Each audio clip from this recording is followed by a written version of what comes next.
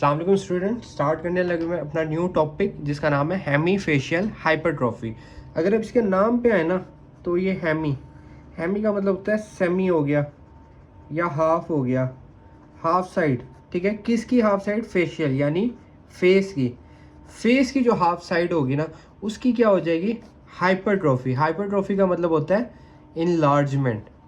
ठीक है, अब हमने नाम से ही वो पूरी डिजीज को हमने डायग्नोज कर लिया। क्या हो जाएगा? हेमीफेशियल, एक साइड ऑफ फेस की हाइपरट्रॉफी, इनलार्जमेंट हो जाएगी, जिसको कहते हैं हेमीफेशियल हाइपरट्रॉफी। अब एक साइड में क्या क्या आएगा? आई आ जाएगी, मैक्सिला आ जाएगा, मैंडिबल आ जाएगा, स्कल आ जाएगा, फोरहेड आ जाएगा, नेजल ब्रिज आ जाएंगे, नोज बोन आ जाएगी। ये सारी चीज़ों की इनलार्जमेंट को हम बोलेंगे एक साइड की हेमीफेशियल हाइपरट्रॉफी। अब ये होता क्या है? अच्छा, इंडिविजुअल वो एग्जिबिट हम सिग्निफिकेंटली, इसमें क्या होता है? Unilateral enlargement of the face हो जाती है। ठीक है, और अगर इसकी डिफरेंशियल डायग्नोज करें कि एक पेशेंट है उसकी एक साइड की जो है ना फेस की इनलार्जमेंट हो गई है, तो उसकी हम डीडी क्या बनाएंगे? डिफरेंशियल डायग्नोज क्या होगी उसको? या तो न्यूरो फाइब्रोमेटोसिस हो सकती है, न्यूरो फाइब्रोमेटोसिस हम उसकी डीडी में बना सकते हैं, फाइब्रस डिस्प्लेजिया बना सकते हैं।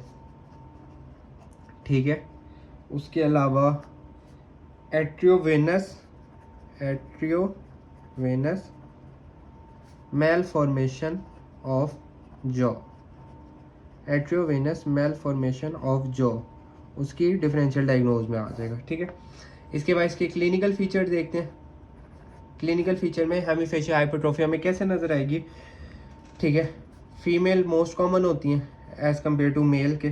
ठीक है, और मोस्ट पॉसिबल कॉज जो होती है ना अपेयर होती है increase neurovascular supply, increase neurovascular supply, यानी न्यूरो मतलब न्यूरॉन, वेस्कुलर मतलब वेजल्स की सप्लाई बढ़ जाएगी इन पेशेंट में।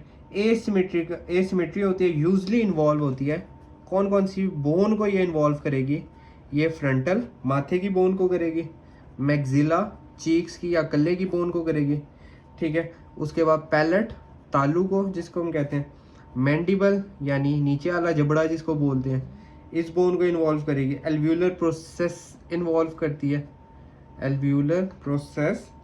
ठीक है, कॉन्डाइल्स, ठीक है, कॉन्डाइल जो एंड होता है आपके रेमस में ना, कॉन्डाइल्स आ गया, और एसोसिएटेड सॉफ्ट टिश्यू, इन चीज़ों को ये इन्वॉल्व करेगी और इन चीज़ों की क्या हो जाएगी? इनलार्जमेंट हो जाएगी। ठीक है, और इफेक्टेड साइड पे जो होगी, इफेक्टेड साइड मतलब एक साइड की, अगर राइट साइड की है तो उसकी जो स्किन होगी ना वो थिक हो जाएगी, जिस साइड पे हेमीफेशियल हाइपरट्रॉफी है, थिक और कोर्स हो जाएगी।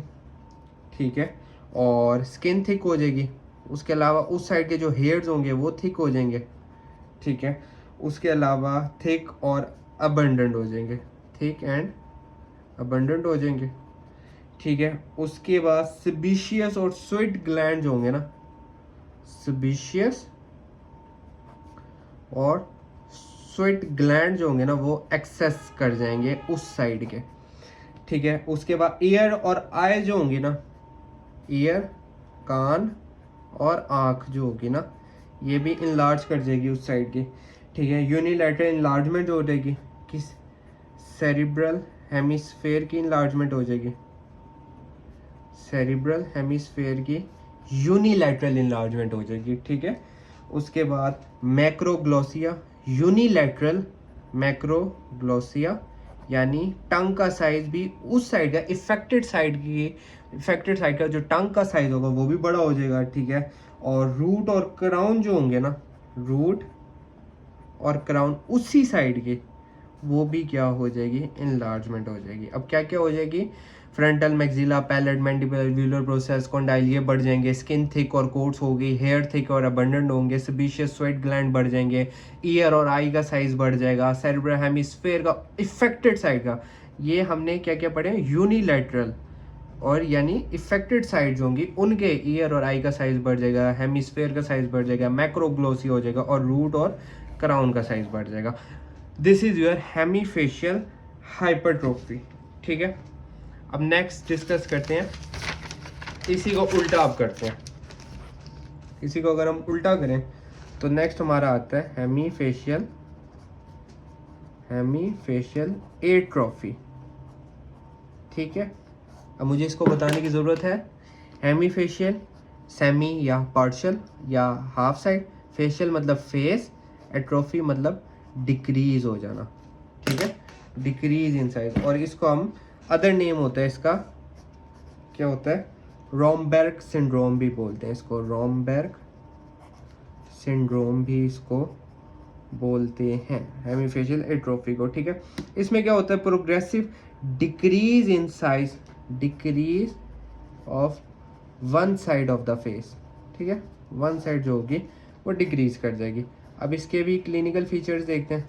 क्लिनिकल फीचर में हमें क्या मिलेगा, पॉसिबल कॉज क्या हो सकती है इसकी, कि पेरिफेरल नर्व डिसफंक्शन हो सकती है। ठीक है, पेरिफेरल नर्व की डिसफंक्शन हो जाएगी, किसी भी ट्रॉमा की वजह से हो सकता है, किसी भी इन्फेक्शन की वजह से हो सकता है। ठीक है, हेरिडिटी हो सकता है यानी बाय बर्थ हो सकता है। ठीक है, और regional unilateral progressive systemic sclerosis की वजह से हो सकता है। ठीक है, इफेक्टेड साइड जो होगी ना वो हाइपर पिगमेंटेड हो जाएगी, हाइपर पिगमेंटेड हो जाएगी। जिस साइड पे क्या हो रही है, हेमीफेशियल एट्रोफी हो रही है, वो हाइपर पिगमेंटेड हो जाएगी। और स्लाइटली डिप्रेस वर्टिकल फरो होगा, डिप्रेस वर्टिकल फरो होगा। बेसिकली वर्टिकल फरो क्या होता है, ये basically mid line of the forehead और आईब्रो के बीच में करके जो है ये एक एरिया होता है जिसको वर्टिकल फरो कहते हैं, ये डिप्रेस हो जाएगा। ठीक है, हॉलोइंग ऑफ द चीक हो जाएगी, हॉलोइंग यानी खोखले हो जाएंगे चीक, कल्ले। ठीक है, ये हो जाएगी। ऑर्बिट जो होगा, ठीक है, हॉलोइंग ऑफ चीक और ऑर्बिट हो जाएगी। लेफ्ट साइड ज़्यादा कॉमन होती है as compare to right one, left side ज़्यादा कॉमन होती है एज कम्पेयर टू। और अदर फीचर्स में इसमें आ जाएगा ट्राइजेमिनल न्यूरल्जिया। ठीक है, ट्राइजेमिनल न्यूरल्जिया आ जाएगा, अक्यूलर चेंजेस आ जाएंगे, trigeminal neuralgia, ocular changes, facial hair loss, facial hair loss इसकी वजह से हो सकता है। और कॉन्ट्रारेक्टल, अच्छा ये जो है कॉन्ट्रालेटरल, ये एक एमसीक्यूज पॉइंट ऑफ व्यू से देखेंगे हम, Jacksonian epilepsy, contralateral Jacksonian epilepsy, एक ये न्यू टर्म है, ये सिनेरियो के लिए बेसिकली आप पूछ सकते हैं। ठीक है, और इंट्राओलरी देखें, इंट्राओरल अगर हम देखें, एग्जामिन करें तो हमें क्या क्या फीचर नज़र आएंगे। इंट्राओरल में हमें यूनिलैटरल एट्रोफी हो जाएगी, लिप्स और टंग की, लिप और टंग की यूनिलैटरल एट्रोफी हमें नज़र आएगी। जॉ बोन और रूट जो होंगे ना, जॉ बोन और रूट जो होंगे ना इफेक्टेड साइड के, ये भी बेसिकली डिले डेवलपमेंट शो करेगी, डिले डेवलपमेंट इसकी शो, और टूथ इरप्शन को रिटार्ड करेगी। That is your hemifacial atrophy. Then आते हैं क्लेफ्ट लिप, क्लेफ्ट लिप और पैलेट, क्लेफ्ट लिप और पैलेट एबनॉर्मलिटीज़ हम इसकी डिस्कस करते हैं, किन किन एबनॉर्मलिटीज़ की वजह से हो सकता है। तो सबसे पहले होता है congestive heart disease, congestive congenital heart disease, hydrocephalus, hydrocephalus की वजह से होता है, माइक्रोसिफिलिस आ सकता है। ठीक है, सुपर न्यूमरी एयर, सुपर न्यूमरी एयर। ठीक है, स्पाइना बाइफिडा, स्पाइना बाइफिडा, ये एबनॉर्मलिटीज़ आ सकती हैं क्लेफ्ट लिप और पैलेट में। और मेंटल डेफिशिएंसी या मेंटल रिटार्ड हो जाएगा बच्चा। ठीक है, ये आपकी एबनॉर्मलिटीज़ आ जाती हैं। कॉजेज़ की अगर हम बात करें तो क्या क्या कॉजेज़, ये बेसिकली एससीक्यू में आपके पूछ सकता है। हेरिडिटी हो सकता है, न्यूट्रिशनल डेफिशिएंसी की वजह से हो सकता है। ठीक है, न्यूट्रिशन में बेसिकली विटामिन ए, न्यूट्रिशन में आपकी विटामिन ए, राइबोफ्लेविन, ये मोस्ट कॉमन कॉजेज़ हैं विटामिन की, जिनकी वजह से क्लेफ्ट लिप और पैलेट हो सकता है। ठीक है, physiological, emotional trauma, stress, ischaemia. ठीक है, और इसकी वजह से हो सकता है मैकेनिकल ऑब्स्ट्रक्शन हो सकती है, इनलार्ज टंग हो, अल्कोहल, ड्रग, टॉक्सिन, ये बेसिकली कॉजेज हैं जिनकी वजह से क्लेफ्ट लिप और पैलेट हो सकता है। ठीक है, अब देखते हैं maxillary cleft lip. Maxillary cleft lip है किस वजह से होता है? ये बेसिकली फॉर्म होता है due to failure of fusion of medial nasal process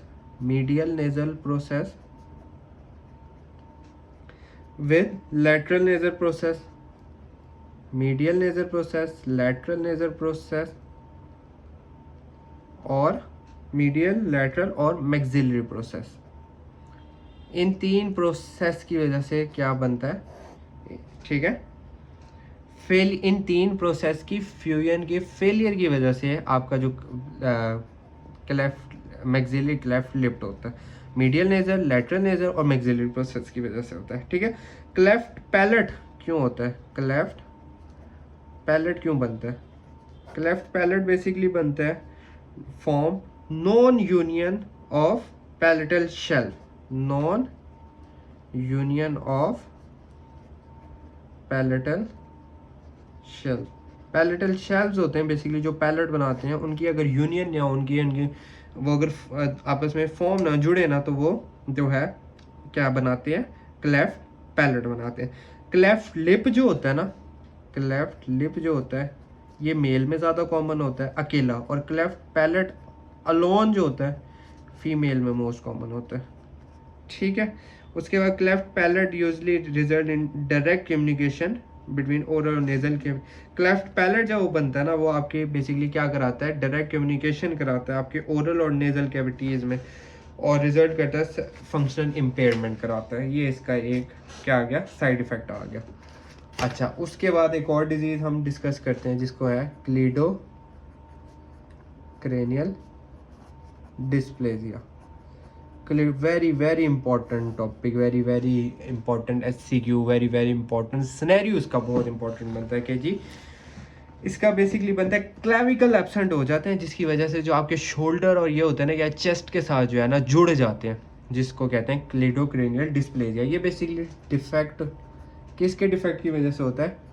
CBFA1 gene की वजह से होता है। CBFA1 या रन X2 जीन, CBFA1 या रन X2 जीन, इनके डिफेक्ट की वजह से होता है। मैनिफेस्ट होता है retardation of partial failure of development of bone. ये बेसिकली किन किन बोन को इन्वॉल्व करता है? क्लेविकल की बोन को, और किसको करता है? स्कल की बोन को। इनकी बोन आपस में जो है फ्यूजन नहीं होती है, इनकी फॉर्मेशन नहीं होती, जिसकी वजह से डिजीज को हम कहते हैं cleidocranial dysplasia. But not mandible, mandible को जो है ये इफेक्ट नहीं करता। ये आ गया। उसके बाद अब इसके क्लिनिकल फीचर्स देखते हैं। क्लिनिकल फीचर में हमें क्या नज़र आएगा? सबसे पहले ठीक है, बोन का मसला है तो बोन डिफेक्ट्स हमें नज़र आएंगे। ठीक है, बोन डिफेक्ट नज़र आते हैं। क्लेविकल एब्सेंट होते हैं, क्लेविकल एब्सेंट होते हैं। ठीक है, यूनिलैटरल बायलैटरल इन 10% केसेस। मोर कॉमनली हाइपोप्लेजिया में नज़र आता है। ठीक है, उसके अलावा बोन डिफेक्ट होता है, मसल्स का डिफेक्ट होता है। ठीक है, मसल डिफेक्ट। ठीक है, मसल जो होते हैं क्लेविकल के बेसिकली वीक हो जाते हैं। ये आ गया। पेशेंट में आता है अनयूजुअल मोबिलिटी,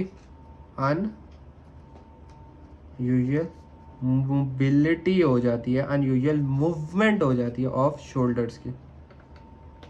ठीक है, यह आ गया। और जो है जो शोल्डर होते हैं ना चेस्ट के साथ, in front of the chest के साथ आके जुड़ जाते हैं। स्कल बोन का डिफेक्ट आ जाता है। ठीक है, स्कल बोन में डिसप्रोपोर्शनेट ग्रोथ हो जाती है फेशियल स्कल बोन की, मतलब इनलार्ज हो जाती हैं बोन्स। ठीक है, फ्रंटल और ऑसिपिटल प्लेट्स, और अब नॉर्मल शेप है लाइट और बेसिकली लाइट बल्ब की फॉर्म में भी इसको हम बोलते हैं। ठीक है, लाइट बल्ब। फेशियल बोन की अंडर डेवलप रह जाती हैं। ठीक है, skull bone and facial bone, facial bone क्या रह जाती है? अंडर डेवलप रह जाती हैं। अच्छा, हमने पढ़ा बोन डिफेक्ट होता है जिसमें क्लेविकल नहीं होता, हाइपोप्लेजिया में नजर आता है। मसल डिफेक्ट हो जाते हैं, मसल वीक हो जाते हैं, जिसकी वजह से मोबिलिटी अनयूजुअल हो जाती है और लेस हो जाती है। स्कल बोन लार्ज हो जाती है, लाइट बल्ब की फॉर्म बनाओ। फेशियल बोन जो होते हैं अंडर डेवलप रह जाती हैं। ये आ गया। ओरल मैनिफेस्टेशन देखते हैं। The following oral manifestation are narrow high arch palate, okay, increase prevalence of cleft palate बहुत ज़्यादा इसमें रहता है, ठीक है। रिटेंशन ऑफ डेसिडियस टीथ, ठीक है। डिले इरप्शन हो जाती है किसकी, परमानेंट टीथ की, ठीक है। उसके बाद कंप्लीटली फेलियर ऑफ इरप्शन हो जाती है, अब नॉर्मल स्पेसिंग बन जाती है यहाँ पे, अब नॉर्मल स्पेसिंग प्रोड्यूस होती है यहाँ पे, ठीक है। Numerous unerupted permanent supernumerary disordered crown और रूट शेप हो जाती है इनकी, ठीक है। इसके बाद हमारी सिर्फ 2 से 3 हमारी अब नॉर्मलिटीज़ और रह गई, इंशाल्लाह ये चैप्टर ख़त्म हो जाएगा। होप सो आपको ये आसान लफ्ज़ में मैंने बिल्कुल ही शॉर्ट नोट्स में ये चैप्टर कंटेम्प्रेरी से लेके जो है उसके ऐसी वो बातें जो सिनेरियो MCQs या SCQ में पूछ सकते हैं वो जस्ट मैंने टेल की है। अगर तो आपको डिटेल वीडियो चाहिए और एक एक लाइन आपको कंटेम्प्रेरी की पढ़नी है, यू कैन कमेंट, ठीक है, आप मुझसे कमेंट में पूछ सकते हैं। और अगर आपने इसके शॉर्ट नोट्स बनाते हैं, यही आप शॉर्ट नोट्स बनाएं, इंशाल्लाह आपके हर तरह के MCQs SCQ सिनेरियो वाइवा सब निकल जाएगा इंशाल्लाह, ठीक है। और ये इस तरह आपने पढ़ना है वो आप बता सकते हैं, अगर आपने डिटेल लेक्चर लेना है आप वो भी ही बता सकते हैं। Thank you so much.